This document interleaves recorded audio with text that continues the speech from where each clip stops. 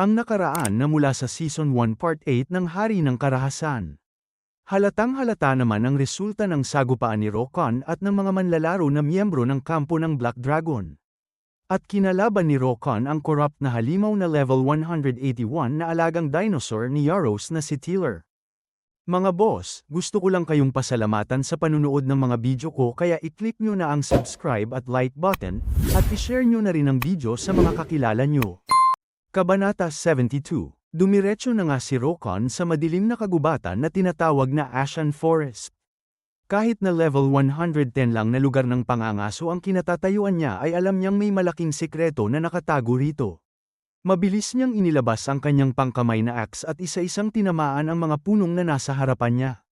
Biglang nagliwanag ng kulay ginto ang 3 puno na tinamaan ni Rokon na tila ba isang kayamanang matagal nang naghihintay na matagpuan. Mula sa ilalim ng lupa ay umahan ang isang malaking bato na may nakatatak na gintong simbolo, isang palatandaan na tama ang kanyang hinala. Hindi na siya nag-aksaya ng oras. Muling naglabas si Rokon ng isa pang axe, at ginamit ang kanyang combination skill na bomb upang pasabugin ang malaking batong humaharang sa kanyang daan. Sa lakas ng pagsabog, isang tagong hagdan ang unti-unting lumitaw, pababa sa kailaliman ng lupa. Nagpatuloy na nga si Rokon sa paglakad pababa sa paikot na hagdang yon. Sa dulo, natagpuan niya ang isang misteryosong silid na pinapalibutan ng mga tanglaw at sa gitna ng sahig ay nakaukit ang simbolo ng isang mangangaso. Ang dungeon na pinasukan pala ni Rokon ay isang espesyal na dungeon kung saan pwede niyang manahin ang alamat ng isang dakilang bayani. At ang may-ari ng dungeon na ito ay walang iba kundi ang nabubuhay pang alamat, ang troll hunter na si Kyaros. Sa matagal ng panahon na nakalipas kung saan nagaganap pa ang labanan na tinatawag na Battle of Races ay isa siyang mangangaso na miyembro ng Black Dragon na kinatatakutan ng mga kalaban niya. Subalit sa hindi inaasahang pagkakataon, hindi isang arkero o mangangaso ang unang nakatuklas ng kanyang dungeon, kundi si Rokon mismo. Inumpisahan na nga ni Rokon ang unang yugto ng pagsubok ng mangangaso. Ang unang kailangan niyang gawin ay hanapin ang liwanag sa loob ng kadiliman. Nang biglang may kalaban na naglalagablab ng berdeng enerhiya ang kanyang mga mata ang aatake na sa likuran ni Rokon. Pero madali lang na hiniwan na Rokon ang katawan ng kalaban at ang mga mata niya rin ay nagliliyab ng asul na enerhiya. Walang pasintabi, 4 pang kalaban na nagliliwanag ng kulay berde ang sabay-sabay na lumitaw sa paligid niya. Bawat isa ay may hawak na iba't ibang sandata. Pero para kay Rokon, isa lamang itong simpleng laro at isa-isa niya na nga silang pinaslang ng walang alinlangan. Pero bago siya tuluyang lamunin ang kanyang walang awang pag-atake, may isang bagay na nagpahinto kay Rokon. Isang maliit na anino ang humarang sa kanyang harapan. Yun pala ang tunay na layunin ng unang yugto ng pagsubok ng mga ngaso. Ang hanapin ng batang troll sa gitna ng kaguluhan at mga kalaban na umaatake sa'yo. Ngumiti ang batang troll kay Rokon at kasabay nito ay ang pahayag ng sistema na matagumpay niyang natapos ang unang yugto ng pagsubok. At itinuro na nga ng batang troll ang susunod na yugto ng pagsubok ni Rokon. Kaya agad niyang sinimulang kapain ang paligid ng silid. At nahanap niya na nga ang nakatagong susi, pero nawala naman ang sahig na tinatayuan niya.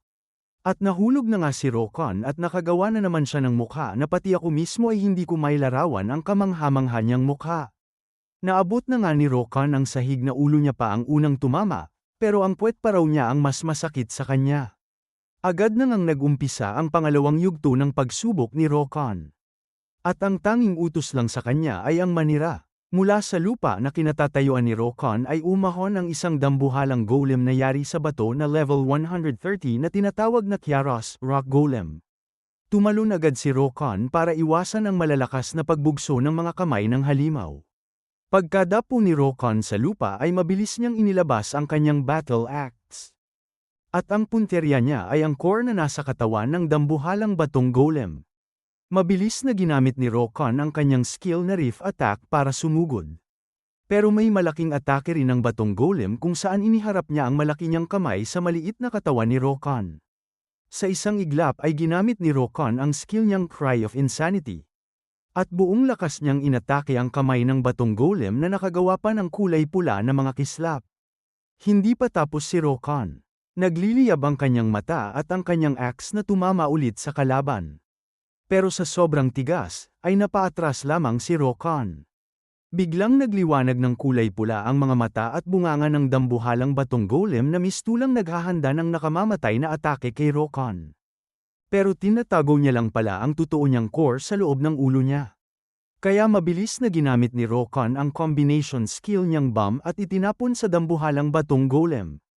Kabanata 73. Sumabog na nga ang skill ni Rokon sa mukha ng dambuhalang batong golem na naglalabas ng pinaghalong itim at pulang enerhiya. Ipinahayag na ng sistema na natalo na ni Rokon ang golem ni Kyaros. At isa-isa na ngang nagbagsakan ang nagkapira-piraso na katawan ng batong golem sa harapan ni Rokon. Ipinahayag na rin ng sistema na natapos na ni Rokon ang pangalawang yugto ng pagsubok ng mga ngaso. Nag-umpisa na agad ang pangatlong yugto ng pagsubok. At napakunot noon na lang si Rokon sa nakikita niya. Hindi niya inaasahan na ang lalabas na sunod na kakalabanin niya ay ang batang troll na inosenteng umiti sa kanya noong unang yugto ng pagsubok. Pero ngayon ay nagpakita ang batang troll sa harapan niya na binabalot ng itim na usok.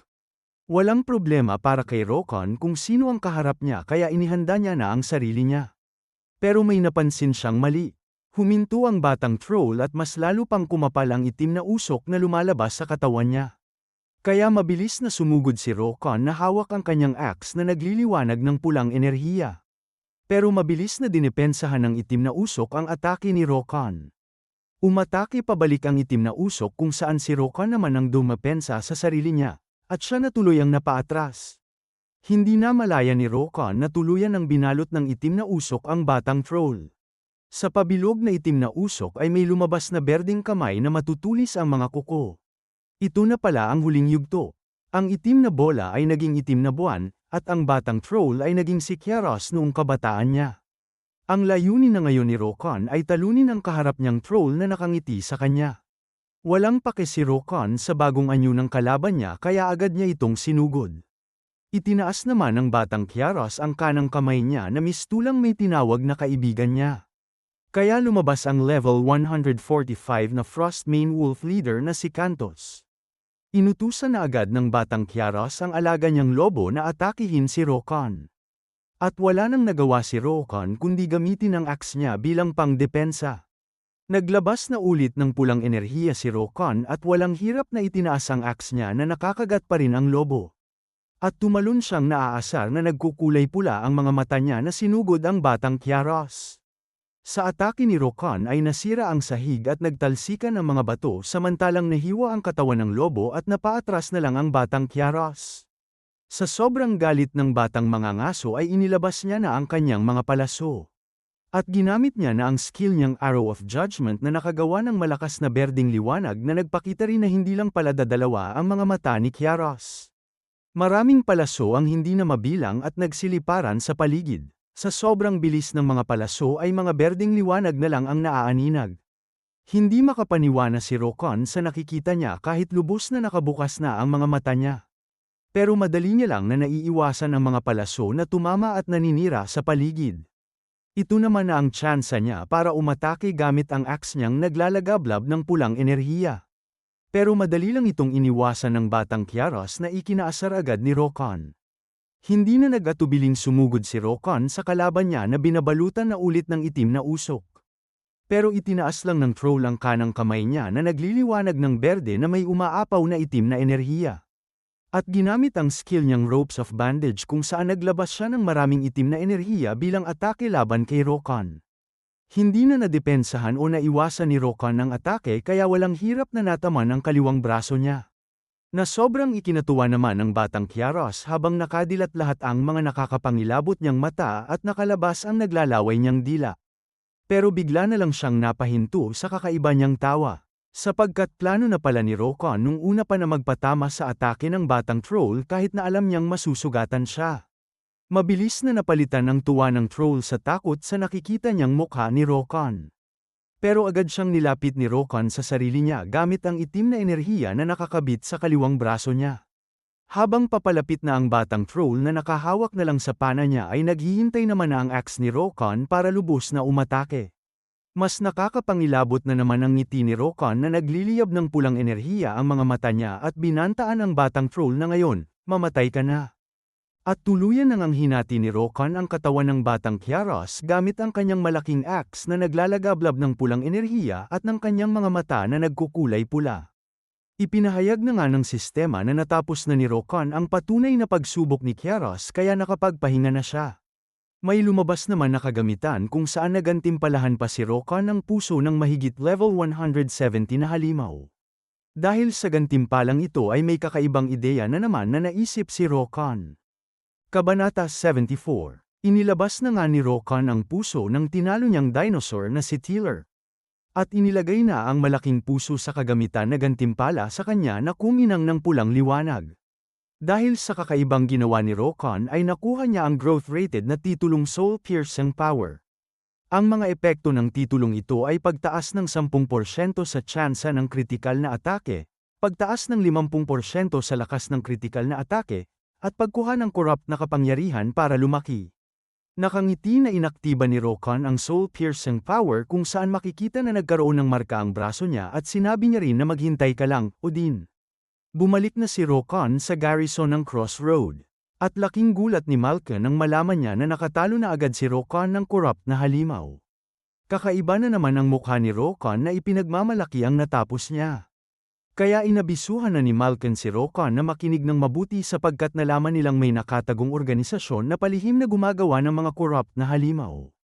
At nagsimula na ring magpakita ang mga corrupt na halimaw sa center. Ang ibig sabihin ni Malkin na center ay ang Central Continent kung saan mahahanap ang pang-apat na syudad.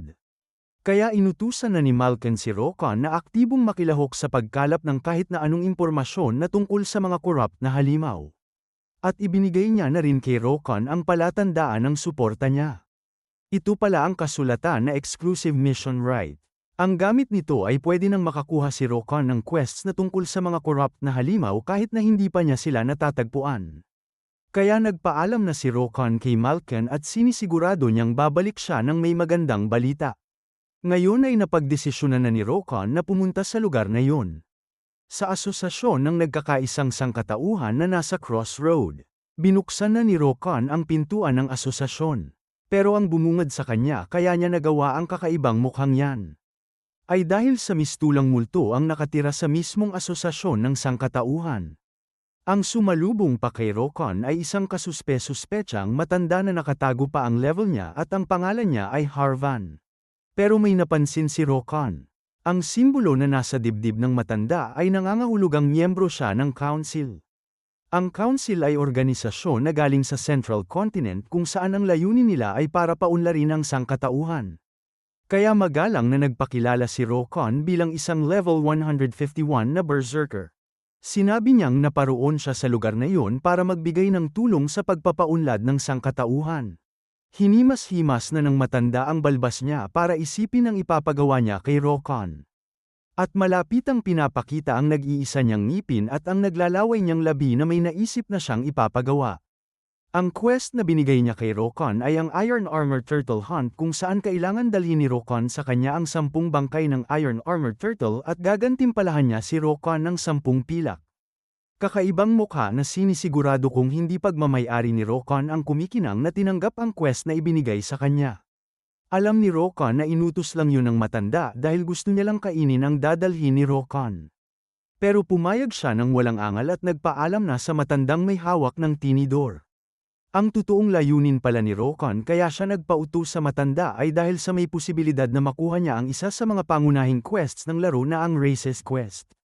Kaya ginamit na ni Rokan ang runebook niya para pumunta agad sa Eastern Beach.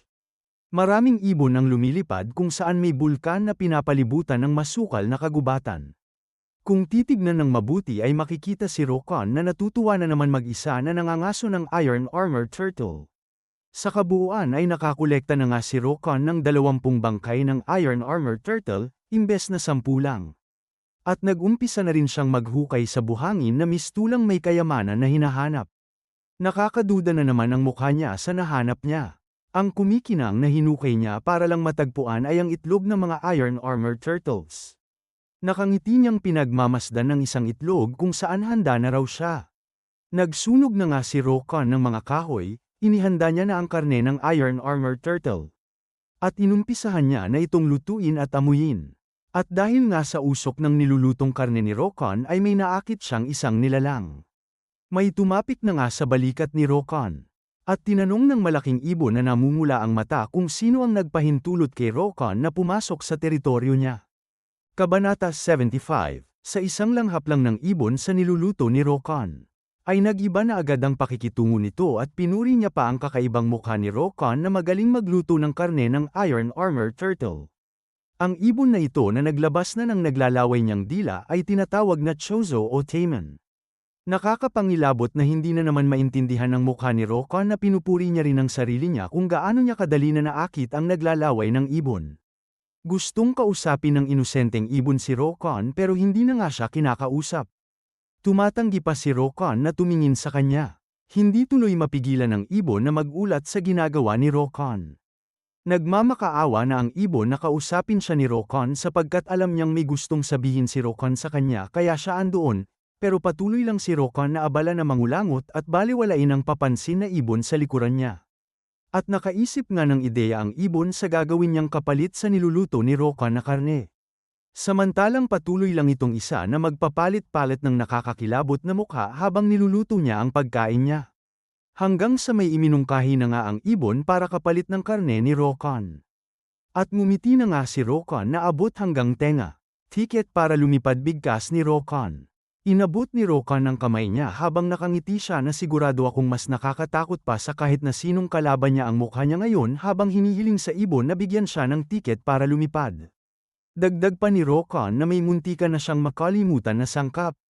Yun ay ang itlog ng Iron Armor Turtle na makikita sa reaksyon ng ibon ay alam niya ang gamit ng itlog na ito. Naglalaway na ulit ang ibon habang iniisip pa lang ang karne niya na pinatungan ng itlog.